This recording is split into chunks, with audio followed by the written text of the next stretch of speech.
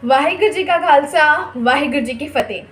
30 अप्रैल 2023 को हरियाणा के जींद में डॉक्टर अंबेडकर जयंती के अवसर पर बहुजन समाज के लोगों द्वारा एक सभा का आयोजन किया गया, जिसमें हरियाणा में सरकारी नौकरियों में वंचित अनुसूचित जाति DSC को लागू करवाने की मांग की गई।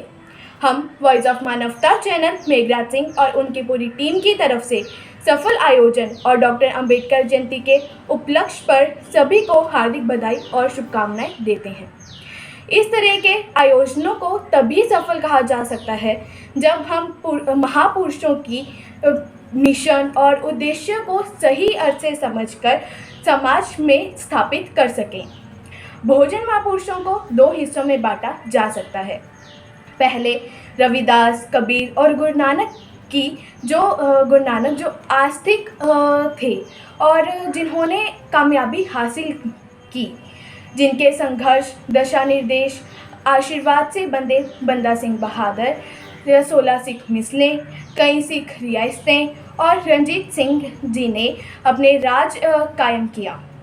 दूसरी तरफ वह नास्तिक विचारधारा के बहुजन महापुरुष हैं जिन्हें अपने राज की दावेदारी छोड़ अपने अधिकार और राजनीतिक भीख मांगी।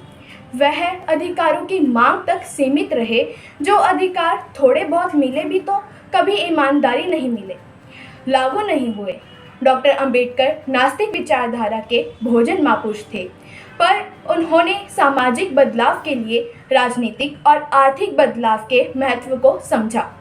डॉक्टर अंबेडकर जी धार्मिक बिल्कुल नहीं थे, पर उनके उद्देश्य की पूर्ति हेतु आप जीवन में 2 बार धर्म की शरण में गए, जीवन में 2 बार धार्मिक हुए। जंग में कोई योद्धा हथियार रखता है, अपने विचारों की जंग में विद्वान कलम रखता है। आने वाली नस्लें अपने महापुरुषों की जीवनियाँ पढ़ और विचार के वहीं से अपना संघर्ष शुरू करती हैं। डॉक्टर अंबेडकर जी ने जीवन के अंतिम दिनों में अपने सामाजिक राजनीतिक उद्देश्य की पूर्ति के लिए सांस्कृतिक और धार्मिक क्रांति बदलाव के महत्व को महसूस किया और रविदास, कबीर, नानक को अपनाना चाहा।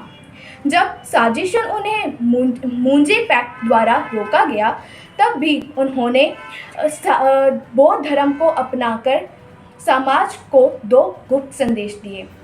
देश विदेशों ਵਿੱਚ बैठी संगतां ਨੂੰ वाहिगुरु जी का खालसा, वाहिगुरु जी की फतेह। तो साथियों, आज का हमारा विषय है वंचित अनुसूचित जाति वर्ग के लोगों ने डॉक्टर अंबेडकर की जयंती 30 अप्रैल 2023 को अधिकार दिवस के रूप में बनाई। इसमें हमारे युवा साथियों ने काफी मेहनत और लगन से वंचित अनुसूचित जाति वर्ग के लोगों को इकट्ठा किया और उनको अपनी संख्या के हिसाब से हिस्सेदारी और राज की बात समझाई कि तुम्हारा हिस्सेदारी के हिसाब से तुम्हारे हक, अधिकार और तुम्हारा राज कहाँ है।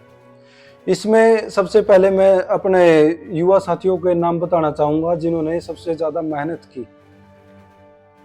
उपासना बहादुरगढ़, राहुल बरसोड़ा, नवीन सुलेड़ा, देवीदास जी, कीमती लाल और संजय कालवान की टीम ने बहुत ही ज़्यादा मेहनत की।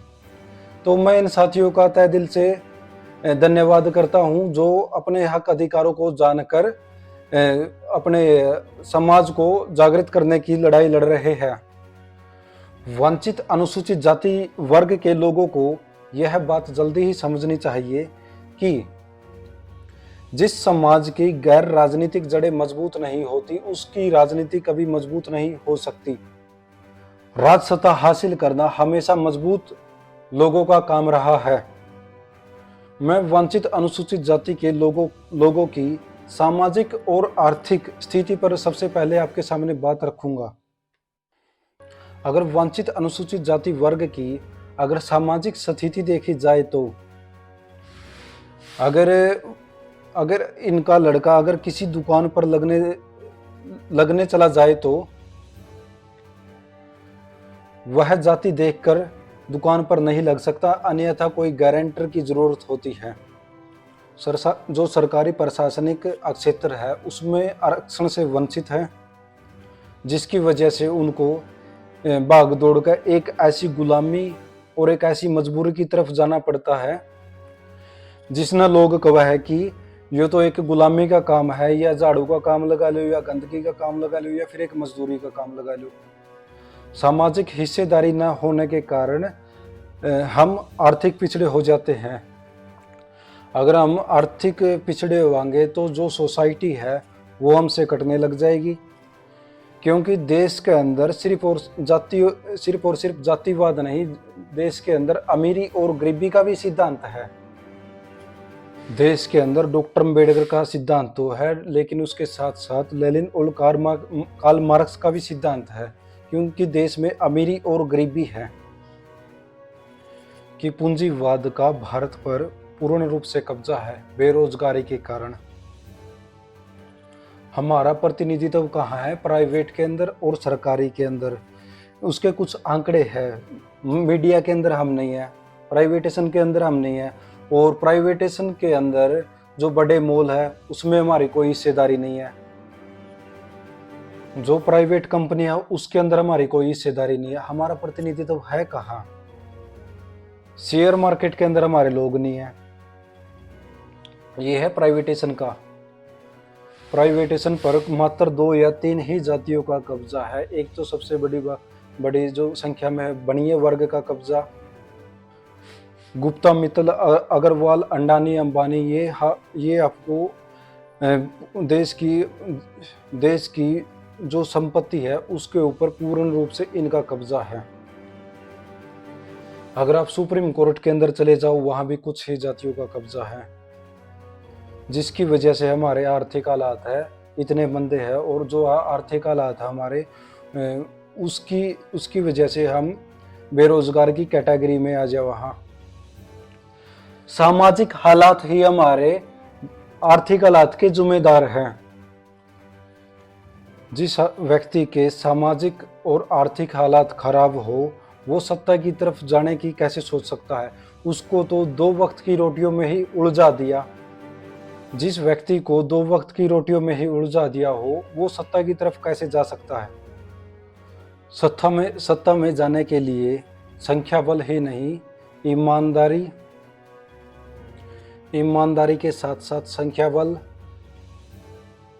धन और मीडिया, इन तीनों की जरूरत होती है, जिससे बीएससी वर्ग के लोग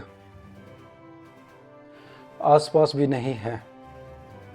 मैं फिर उसी बात पर आऊँगा, जिस समाज की गैर राजनीतिक जड़ें मजबूत नहीं होती उसकी राजनीति कभी मजबूत नहीं हो सकती।